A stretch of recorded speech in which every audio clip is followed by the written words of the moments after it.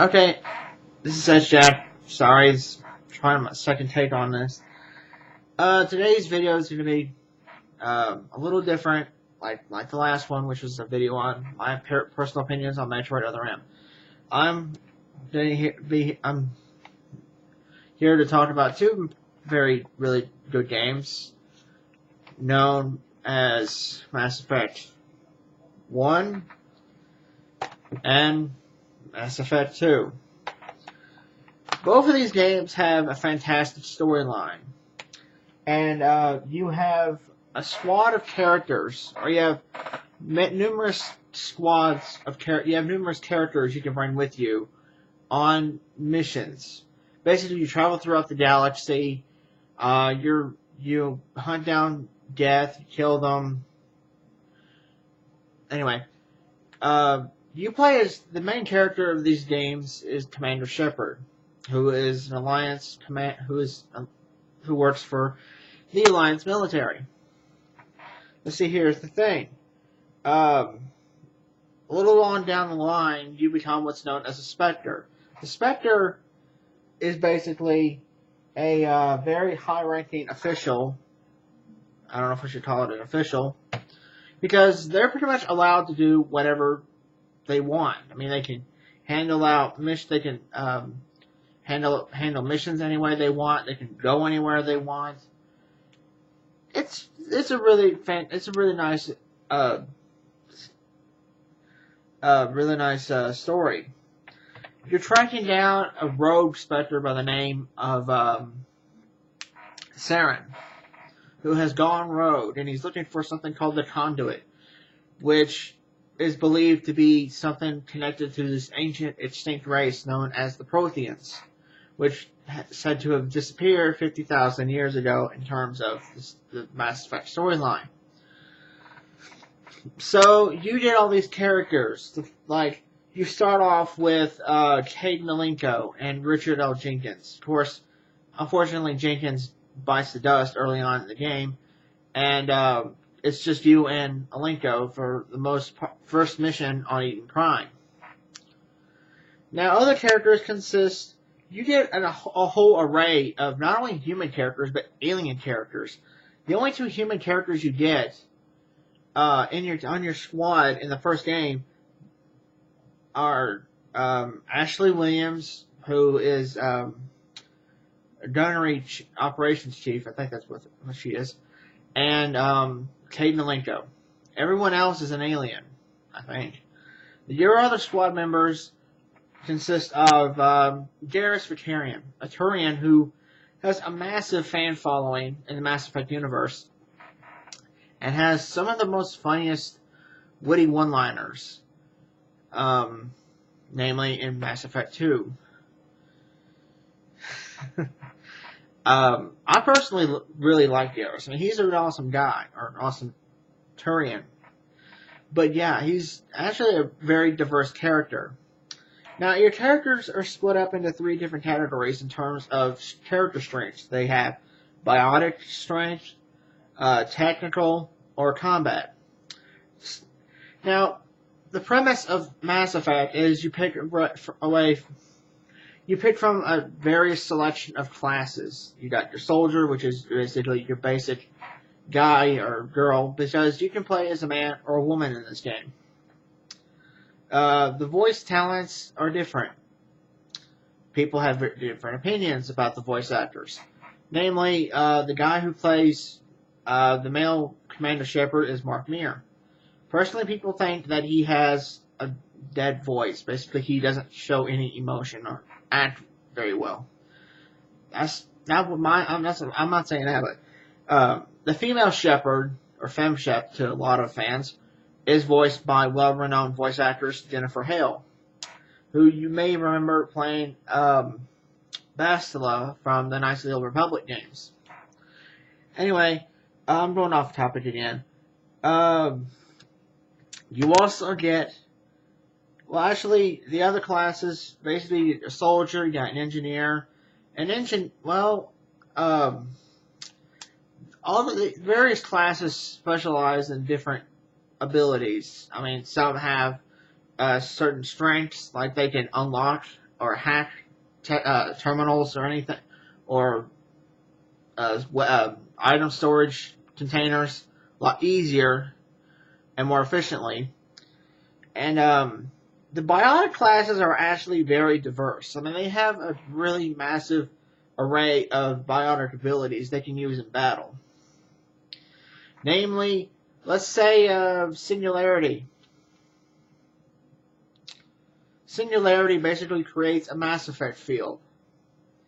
And it draws not only enemies, but items in, or items inward towards the other. Basically, it suspends enemies and inanimate objects in midair. And, well, it's basically Mass Effect is an RPG, I forgot to mention.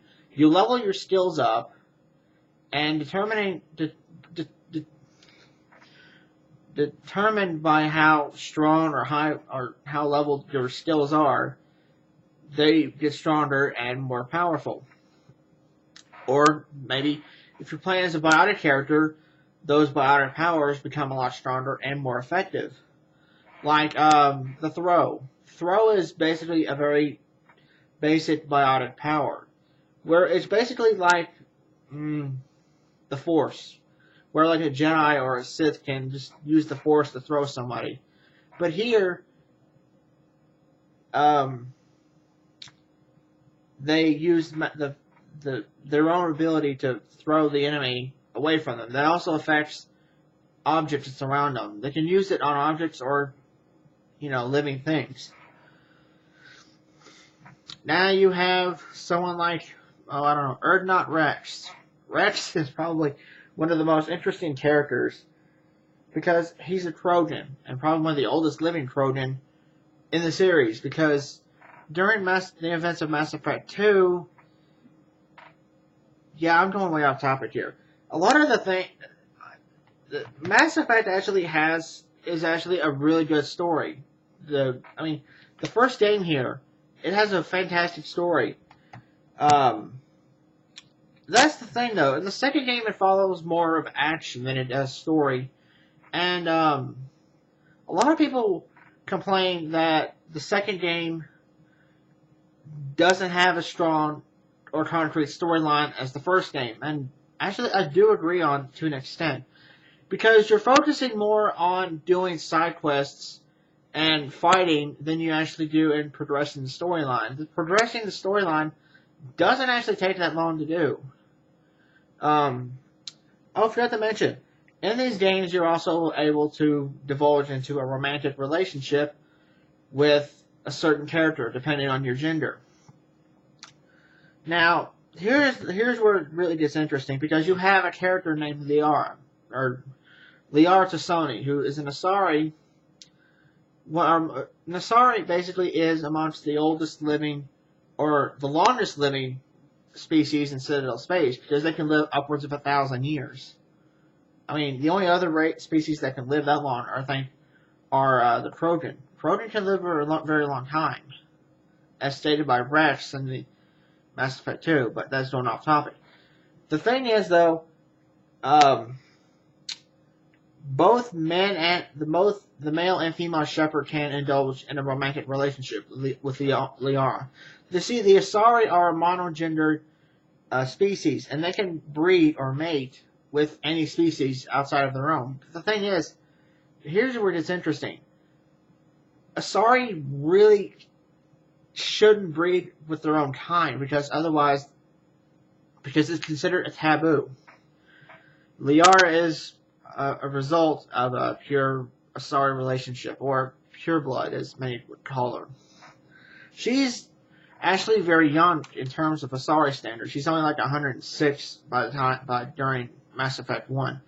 And Mass Effect 2, she's about 108. She's a little older, but man, does she go through a massive personality change. I'll get to that in a second. When you first meet Liara, she's basically captured by the Geth, and Saren wants her to help him find the Conduit, which is supposed to be this ancient Prothean technology to help him bring this extremely advanced machine race called the Reapers, which had ended all life and galactic civilization 50,000 years ago, back when the Protheans were around. Of course, she's not going to do it, but the whole confrontation throughout the game, where you actually finally have a little confrontation with Saren on Virmire, actually is probably one of the biggest climactic fights of the series, or of the first game, because the game, the funny thing is, you don't see much of Saren throughout the game. You only hear about him. The first time you see him, it's on Eden Prime. The next time you see him, it's not until Virmire. That's the only... And Virmire is near the end of the game. Like, right before you go to Ilos. I think, no. After you go to Virmire, you go back to the Citadel. Yeah. Then you go to Ilos. Yeah. But, yeah, I'm saying, yeah, too much. But still, you don't see much of Saren throughout the game, which I thought, well, could have been done better. But I thought the funny thing is with Saren, for a villain, I thought he was actually really cool. And it also forgot even though you don't see much of him, you know that every planet you go to, he leaves traces behind of where you're tracking him. And he knows you're following him. He's a very charismatic Turian. I also forgot to mention the Paragon and Renegade system. Basically, I also forgot to mention that Mass Effect is made by, I don't know how well you can see that, by BioWare, which also made the Knights of the Old Republic games, well, except for the second. Yeah, I'm not going to talk about the second game now. Yeah. You get to play as either a good guy or a bad guy, which I thought was actually really cool. You see, Paragons are the ideal good guys. They help everyone. They do everything that's all good and pure and everything. While the Renegades are just out to purify them, or not to purify, but basically to satisfy their own personal needs. Or basically they threaten people. Like one of the most famous lines from the first game, from the male shepherd, is on the Citadel, like early on in the game. And if you have high enough Paragon or Renegade, you can insult the Hanar, and he said, because it's a stupid jellyfish. That's probably the one line that's actually better as the male shepherd than does the female, which is surprising considering the female shepherd has the better voice actress or actress overall. Let me see. What else am I? Oh, I also heard that once you beat Mass Effect 1, you can actually, if you have the save data on your 360, you can actually import that data to Mass Effect 2. Yeah, and all of your decisions affect certain things, certain elements in Mass Effect 2, which I thought was really cool. And everything that happens in Mass Effect 2 is going to affect the game in Mass Effect 3 when it comes out next March. Of course, I can't review that because the game's not even out yet.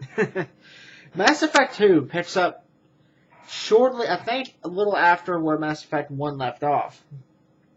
Where Commander Shepard is still looking for more death, and of course they have no idea what's going on. And now they're also investigating the disappearances of human colonies. They get attacked by an unknown vessel, which I'm going to tell you anyway. It's a collector ship. The Normandy gets pretty blown up, for a better term.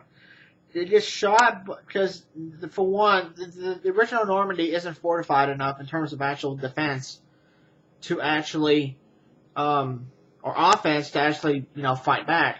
So basically, they have no choice but to evacuate the ship. And whoever you picked as your love interest for the first game, they're going to be the only character you see besides Shepard try to convince the commander to leave. I think. No, I think they're gonna show up. The Shepard's gonna tell them, you know, to just get the hell out of there. I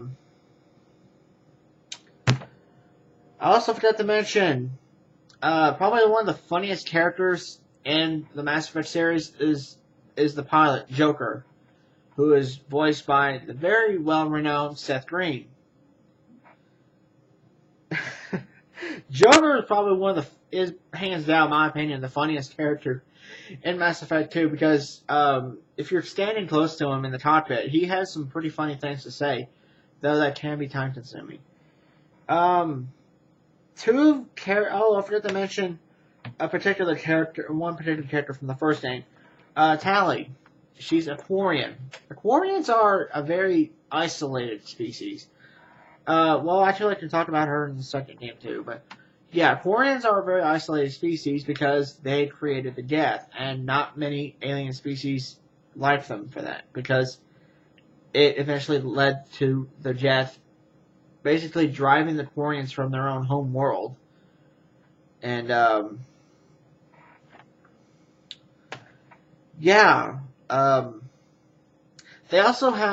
they wear these environmental suits. And they have to wear them at all times because the Quarians have very, very weak immune systems. So if they get an infection, they can die. And not to mention, which is a surprising thing, they even have their own military. Which begs the question, why? Why would they have a military force when they're at double the risk of dying from either gun wounds or from a firefight, or just from a suit puncture, or from an infection for that matter? You see what I'm saying here?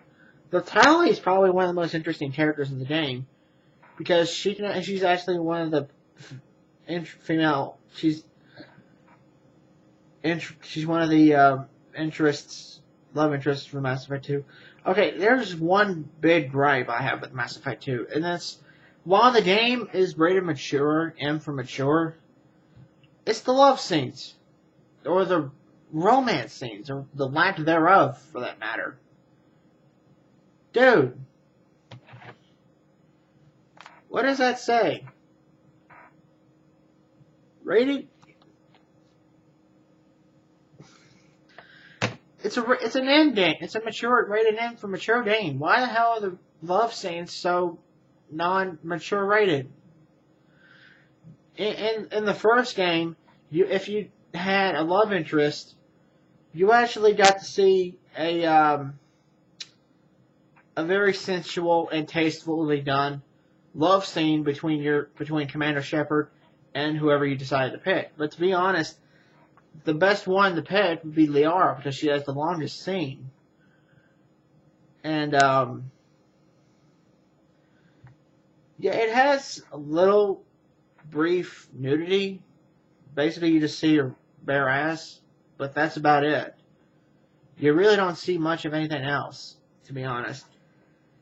And the idiots at Fox News decided to complain, or say that Mass Effect had full digital nudity, which is the biggest load of bullshit I've ever heard in my life. Not to mention the guy defending the game made some very good points. You don't have to divulge into the romantic relationship at all if you don't want to. Anyway, that's going off topic again. In Mass Effect 2, you're going after these things called the Collectors, which are basically abducting human colonies and liquefying them. And they're taking these human colonies and colonists and whatever to mass produce their own Reaper. Well, yeah. If any of you who haven't played Mass Effect 2 yet, didn't mean for the spoiler there. But for those of you who haven't played either of these games, really, why haven't you? These are both really good games. Yeah, both Mass Effect 1 or 2, fantastic games. I definitely recommend them. For Final Verdict, I give Mass Effect 1 a 9.0 out of 10. Fantastic game. It does have some minor glitching problems that you may know. And my score for Mass Effect 2, I give it an 8.5 out of 10. It's actually, they're both really good games. Well, okay, I'll give Mass Effect 2 a 9.0 out of 10 also. They're both fantastic games, great story. This is me saying that you should definitely play them if you haven't gotten the chance. If you have PS3, you can also pick up Mass Effect 2 for the PS3, but unfortunately, since Microsoft owns the rights of Mass Effect 1, don't expect to see the first game on PS3 anytime soon. So yeah, that's my review of Mass Effect 1 and 2. Yeah. Fantastic games. Shut up, Yahoo. Fantastic, really good games. Great story. Yeah. This is me. This is Jack. Signing out. See you guys later.